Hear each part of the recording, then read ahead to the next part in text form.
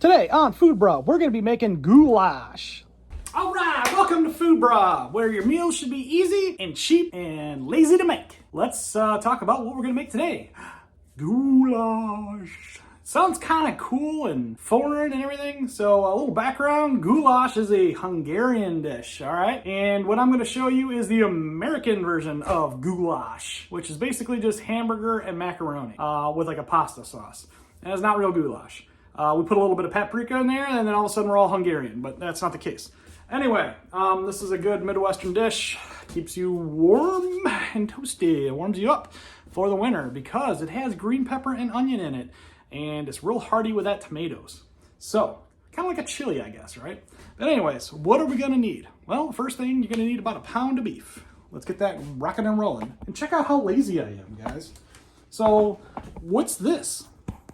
Oh, that is a pot for your pasta. But guess what? I hate cleaning a million things. I cooked the burger in the pot. Lazy. Let's do it. All right. So just get your cheap run-of-the-mill ground beef, you know, your 80-20. Kick up the spurs, get that meat going. Boom. Just like so. All right. If you don't have one of these, get one of these things. What is it? Some sort of medieval torture device? No.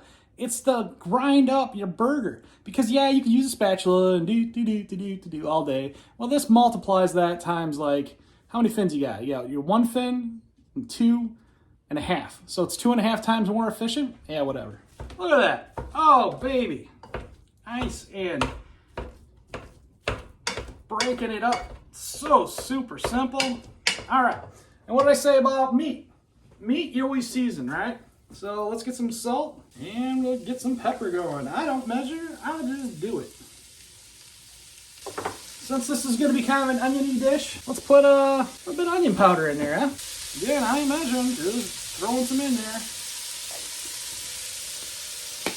And that has already got a nice aroma. I cannot wait to hear the comments about how stupid of an idea this is. Fire away. All right, Zion, Titanium. I don't know if you guys remember that song. That's a good one. Look at that. That's getting nice.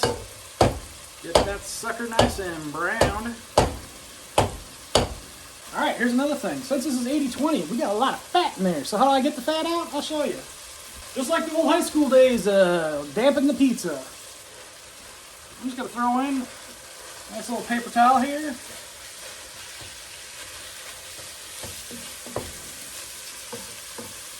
Oh my goodness, look at all that fat.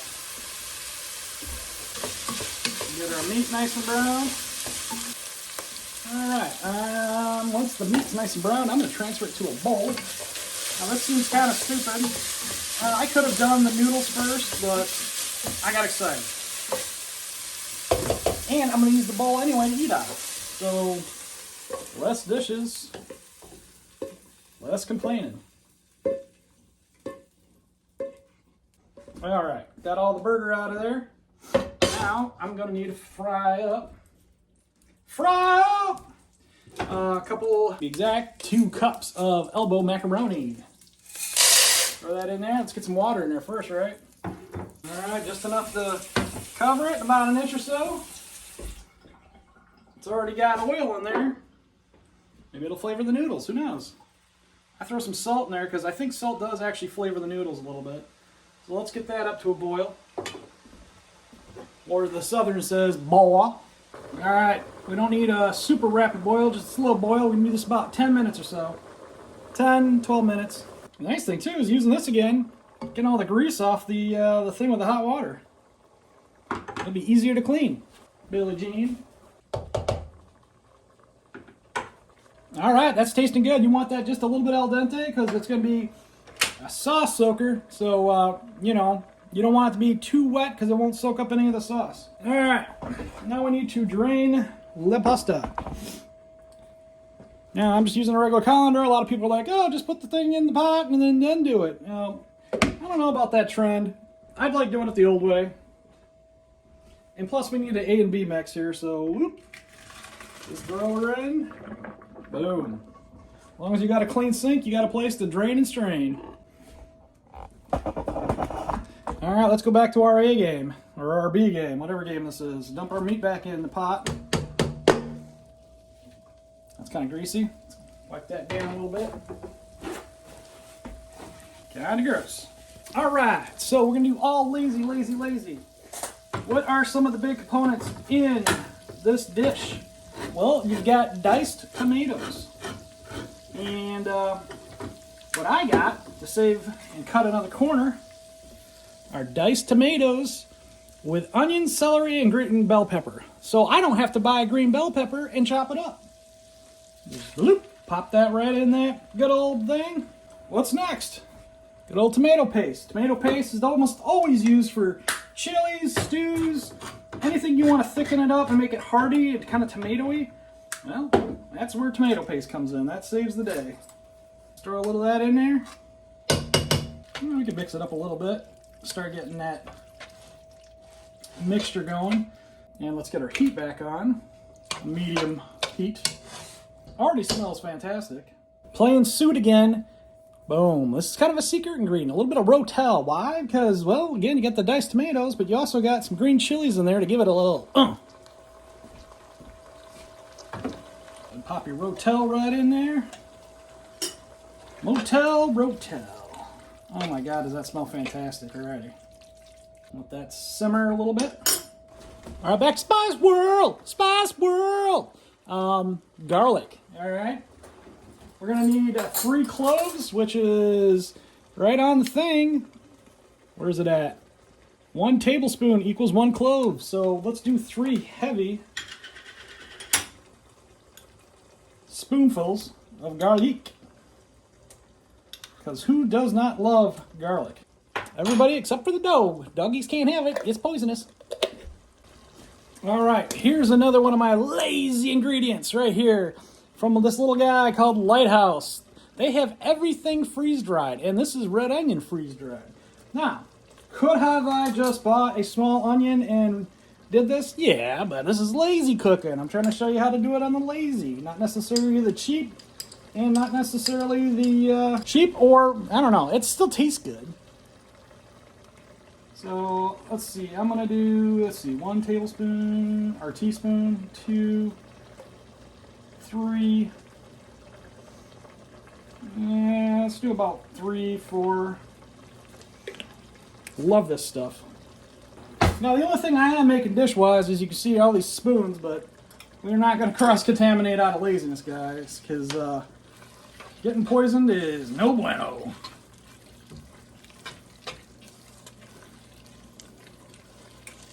All right, we want all this goodness to congeal.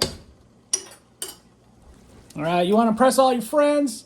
Be Hungarian? Hey, smoked paprika. Don't use regular. Smoked's got a little more flavor to it. Mexican dishes are also great with smoked paprika as well. Sometimes it's called, I think, Mexican paprika. So let's get that going in there. All right, that's just going to be, again, 1 teaspoon. Let's do a heavy teaspoon because we can, and I love paprika. Boom, right in there. Let's get that all mixed in. All right, now if you got picky babies at home like me that don't like vegetables, you could also buy, instead of diced tomatoes, get crushed, because they actually are a lot smaller, and maybe the kiddos will eat them. I myself don't really like vegetables, and I have to do it for me because I'm bad. All right, after this has had a couple minutes to kind of get together and have all that disco party of flavors coming together, let's get the macaroni in there.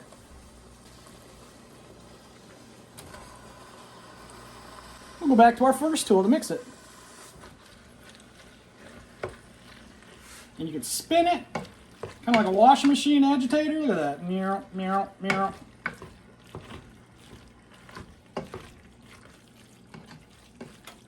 Oh my God, does that look good. Oh. All right. Now, one of the things you can add to this, right? This is kind of one of those Midwest things that kind of are getting popular. Let's throw a slice of cheese in there, American cheese. You could do that and it'll make it a little bit creamier. I like mine kind of more like a pasta salad. It's not so creamy, so I don't usually do the cheese. But you can if you want. That's cheap and easy. All right, impress all your friends with your home cooking.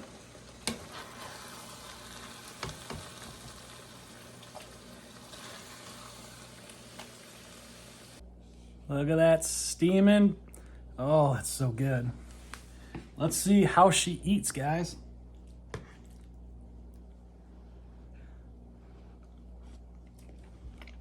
Oh.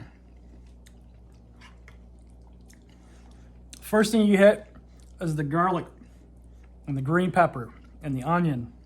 Oh, that's fantastic. And then the paprika. It carries all that.